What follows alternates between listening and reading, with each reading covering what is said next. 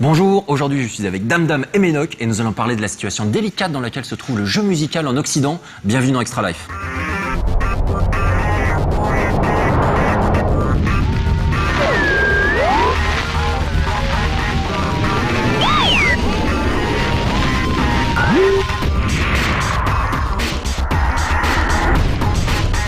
Alors on va commencer déjà par parler un peu chacun de notre rapport avec le jeu musical. Toi Damdam, qu'est-ce qui t'a amené à ce style et quel jeu t'a marqué? Alors moi j'ai un gros rapport avec les jeux musicaux pardon. Moi j'ai commencé avec un jeu qui n'est pas très glorieux puisque il s'agit tout début des années 2000, hein, c'était la folie. C'était Britney Spears qui cartonnait à l'époque. Et Britney Spears a sorti un jeu, enfin pas elle, mais voilà, qui s'appelait Britney's Dance Beat. Ouais. Et à l'époque, DDR n'existait pas en France. Ou alors s'il y avait eu juste Dancing Stage, le premier, je crois, Dancing Stage Euromix qu'ils avaient sorti. Donc Konami avait sorti ça. C'était sur PS1. Et ça, c'était un des premiers jeux PS2 de danse. Et c'est surtout un des premiers jeux avec lesquels il y avait le bundle avec le tapis sur lequel on pouvait jouer. Donc, en 2000, j'étais très contente de jouer sur les 5 chansons, parce que le jeu n'avait pas plus de 5 chansons de Britney Spears. Puis après, mon frère est allé au Japon l'année d'après. Il m'a ramené donc mon premier DDR officiel. Et j'ai beaucoup joué à DDR entre 2001 et 2005. À peu près, j'ai fait de l'associatif, j'ai fait beaucoup de tournois. J'en étais arrivé à un stade pas trop mal, j'ai surtout rencontré beaucoup de gens, j'ai monté mon association de jeux musicaux en Bretagne. Maintenant, ça s'est plus ou moins fondu avec Troid Combo, l'association de jeux de combat avec laquelle on organise le Stunfest tous les ans. Voilà, et maintenant je fais des reportages sur ce qui se passe aussi niveau jeu musical. Je continue à être dans la communauté, même si je fais beaucoup moins de compétitions. Maintenant, c'est pas Britney's Dance Beat qui m'a le plus marqué dans ma vie.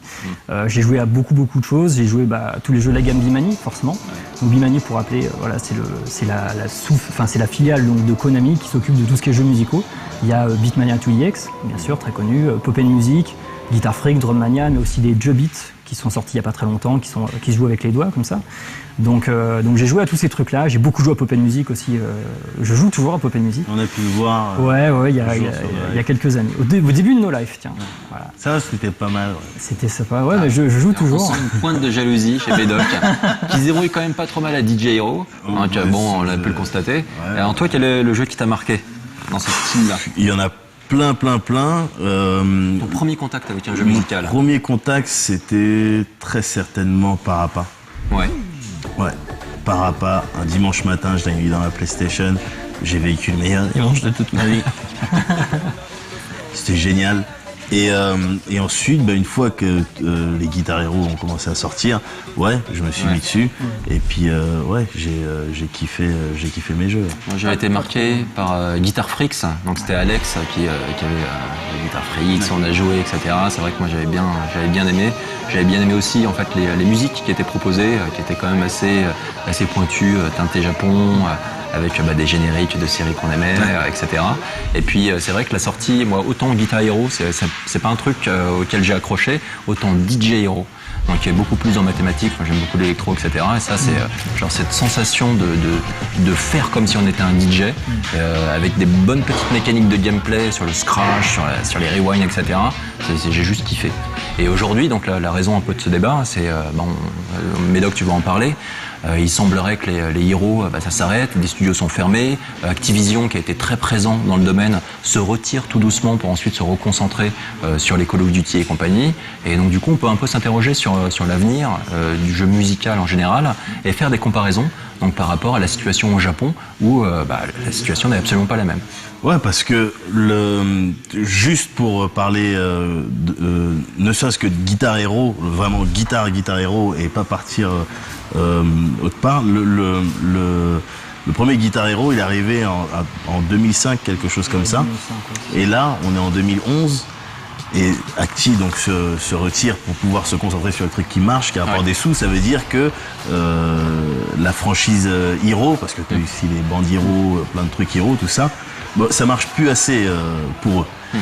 Comment en 5-6 ans, on en est venu à Parce être que c'était une vraie inondé, saturé de ce truc-là, c'est hallucinant. Alors qu'au Japon, il me semble que le jeu musical, quand même, il est en place, surtout dans les salles d'arcade, depuis je sais pas, une dizaine d'années, peut-être plus que ça, oui, ça Ouais. a commencé à la fin des années 90 en fait, hein, donc avec les Bimani, hein, toi aussi, Voilà. donc ouais, 97, Et encore 98, aujourd'hui, je il y, crois. a des trucs. Alors actuellement encore, bien sûr, tous les 6 mois, il y a des nouvelles versions donc des jeux Bimani, mais Konami ne sont pas les seuls au Japon à faire du jeu d'arcade.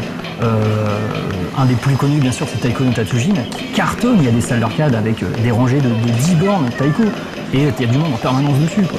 Alors, Donc, voilà, c'est hallucinant. Alors, ça veut dire que les Occidentaux, quoi, ils sont moins mélomanes que les Japonais. Enfin, c'est quoi le délire? Je pense qu'il y a une problématique qui est liée genre, au côté inonder le marché. C'est-à-dire à un moment donné, c'est ce qu'on en parlait un petit peu avant, les Guitar Hero sont sortis avec une certaine régularité sur les premières années, c'était un titre par an, et ensuite, à partir de Guitar Hero 3, ils ont accéléré le rythme de sortie des jeux pour finalement, vraiment tuer en fait, leur bébé, leur poule aux œufs d'or. Bah, c'est ça, c'est que si on peut donner 2-3 chiffres, parce que la jeunesse aime les chiffres.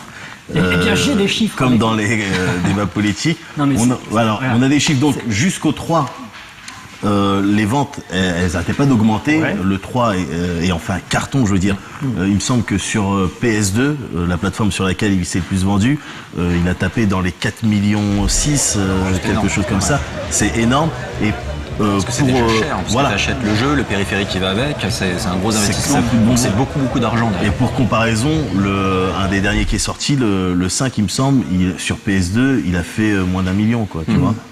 Son meilleur score étant sur Wii avec 1,3 million, quelque chose comme ça. Donc vraiment, rien à voir avec les chiffres du début. Alors, Mais c'est pas étonnant en même temps, regarde, sur les années 2009 et 2010, c'est évident que le marché a été complètement saturé. Je suis obligé de faire une liste tellement il y a des titres. Donc là, donc on peut parler donc des Guitar Hero Van Halen, Metallica, Aerosmith. Voilà les thématiques.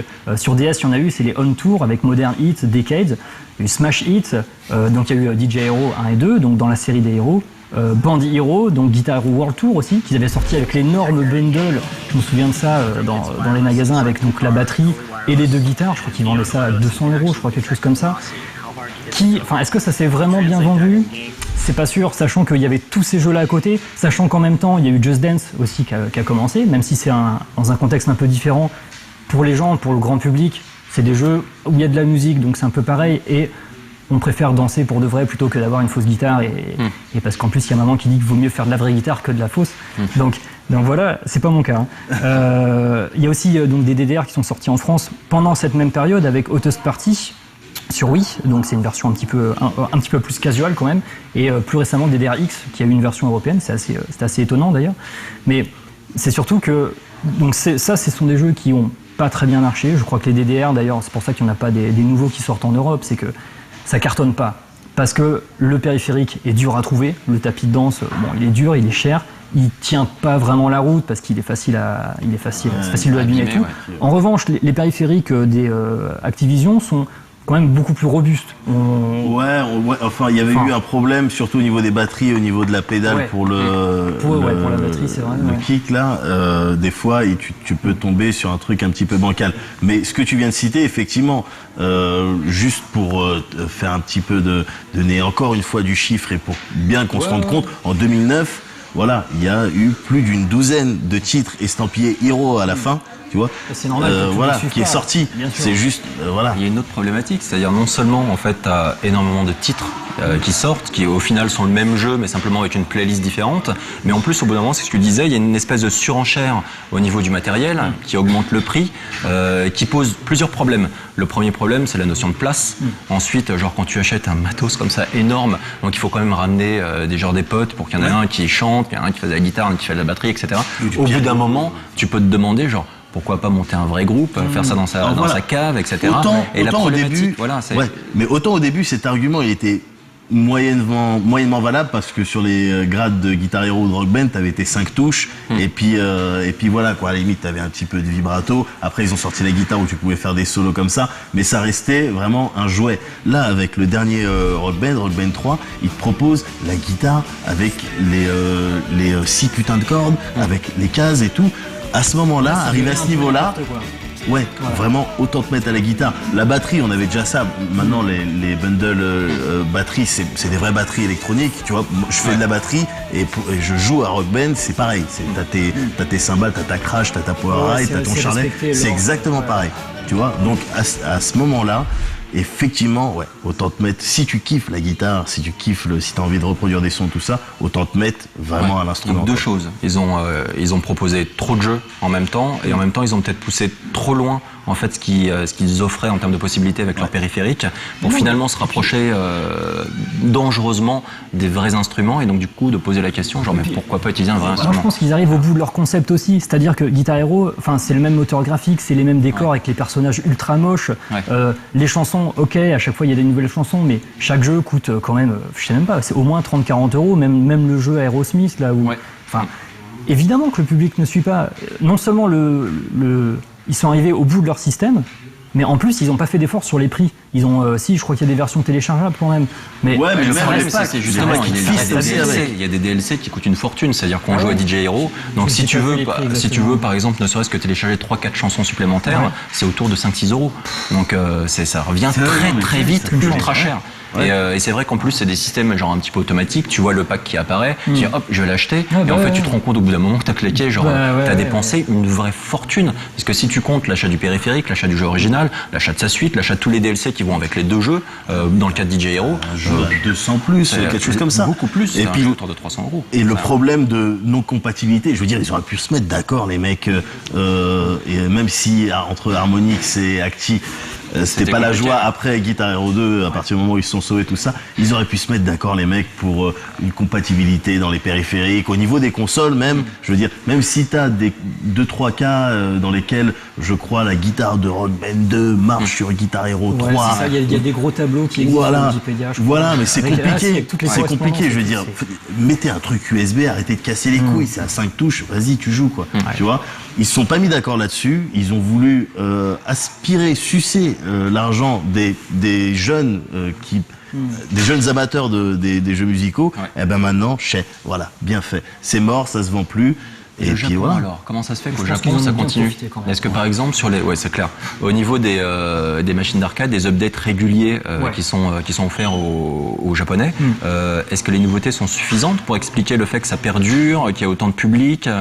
C'est une bonne question, parce que là en fait tu mets le doigt sur deux trucs. Il y a d'un côté il y a le jeu d'arcade, mais il y a surtout la communauté qui se développe autour de l'arcade.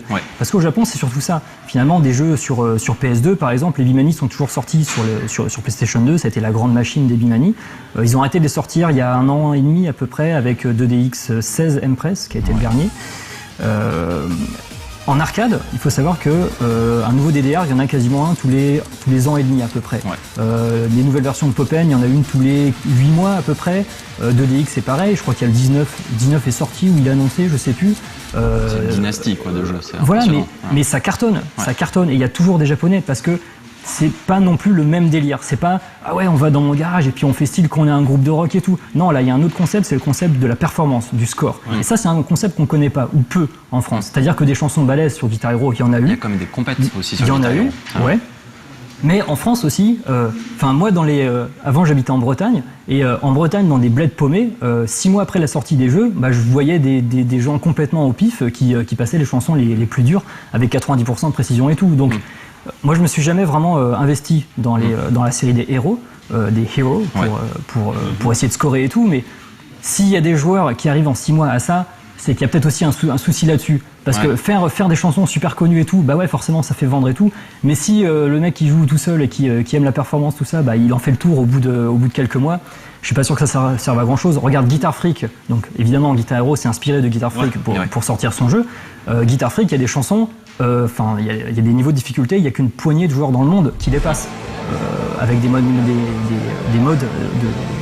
de défilement pour varier un petit peu les trucs. Donc il y a ça. Et ces chansons-là, t'en as pas beaucoup dans Guitar Hero, mais t'en as quand même. Il y en a quand même. T'en as quand même, je veux dire. Mais ils ont pas développé ça. Through the Fire and Flames de Guitar Hero 3 bien sûr. en expert.